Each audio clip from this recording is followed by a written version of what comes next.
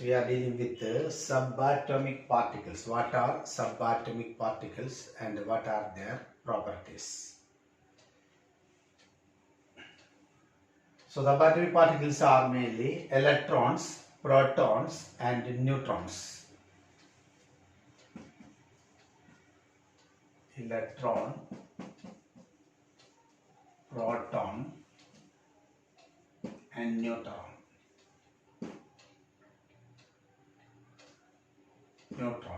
These are the three subatomic particles: electrons, protons and neutrons. Now next you have to study how they are discovered and what are the properties, etc. So first,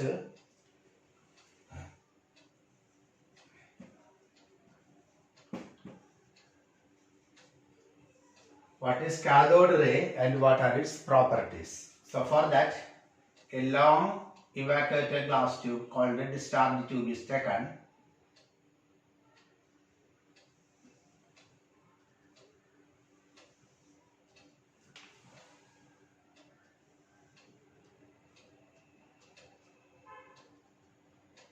This is to vacuum pump.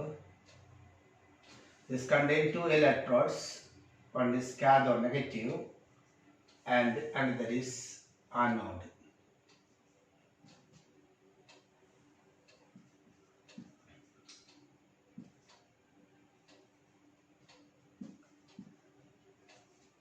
So this is cathode and this is anode.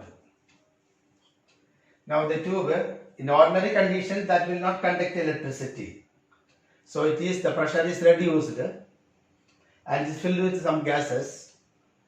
Now at very low pressure, the side of the tube is coated with a fluorescent material, zinc sulfide, phosphorescent material or fluorescent material. That is, when rays falls on it, it begins to glow. So at very low pressure, we can see that the side of the anode is found to glow. That means some rays are produced from cathode towards the anode and these rays are called cathode rays. So cathode rays are produced in a discharge tube at a very low pressure, and when high potential is applied, they are produced from cathode towards the anode. They are called cathode rays.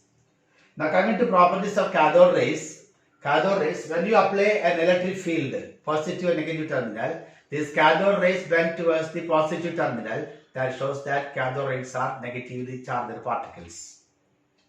So cathode rays are produced from cathode towards the anode.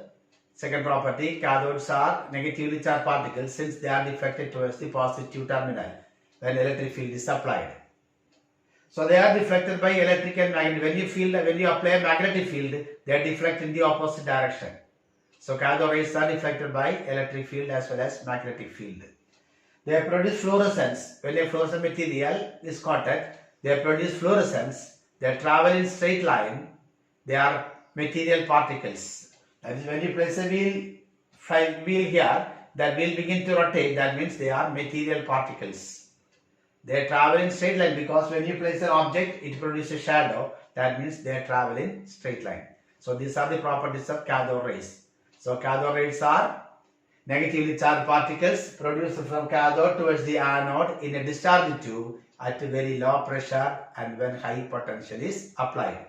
They are deflected by electric and magnetic field and they produce fluorescence. They travel in straight line. They are material particles.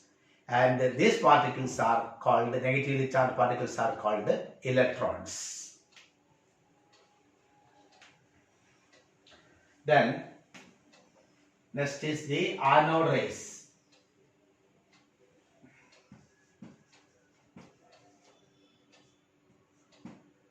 Anode rays or canal rays. Canal rays.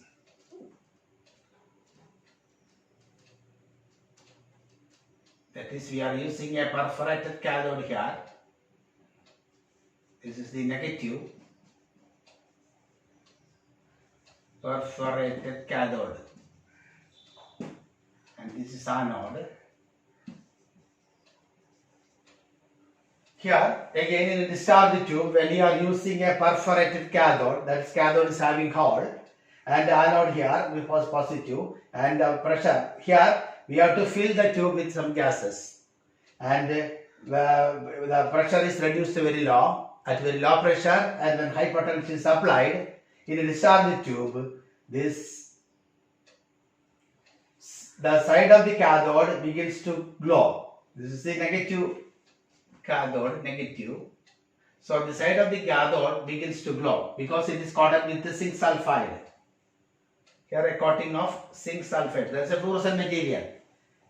So some rays are produced from anode towards the cathode in the discharge tube when you are using a perforated cathode, and these rays are called canal rays or anode rays. Now the charge by E by M ratio, the charge by mass ratio is depending upon the gas, nature of the gas that is filled inside the tube.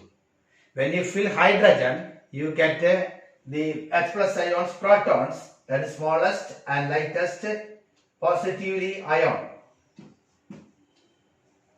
Smallest and lightest positively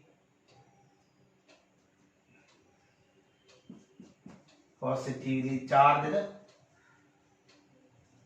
ion we are obtaining when hydrogen gas is filled inside it, and this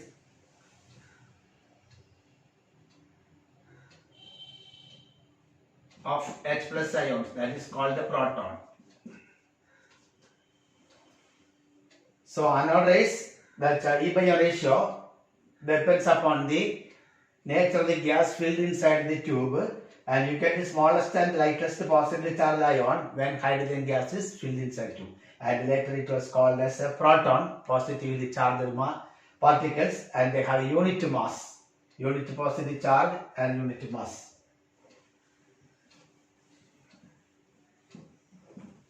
Then coming to peculiarities of the anode rays, properties. They are positively charged particles produced from anode towards the cathode. They travel in straight line. They are deflected by electric and magnetic field, and the charge depends upon the nature of the gas that is filled inside the tube. And they are canal rays or anode rays. Next is the neutron.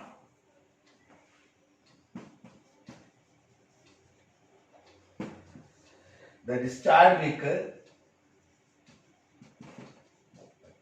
scientists to do experiment with a beryllium sheet that is bombarded with alpha particles. This is the alpha particles. He found that